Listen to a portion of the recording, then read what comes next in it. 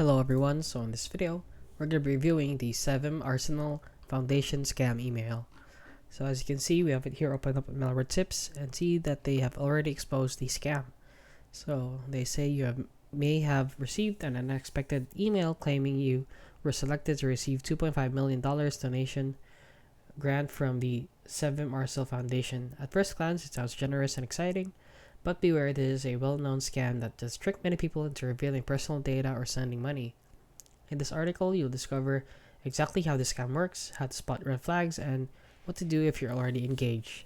So as you can see, getting an email that you won $2.5 million is too good to be true, and it is a red flag, since who would believe that you would want that type of money? The type of people to fall for that are gullible people, or people who don't know any better on the internet, or older people or younger children. So as you can see, scammers' design rely on several psychology ploys: authority hijack, scarcity and urgency, altruistic framing, impersonal mass targeting, respectable titles, and anchoring to large sums.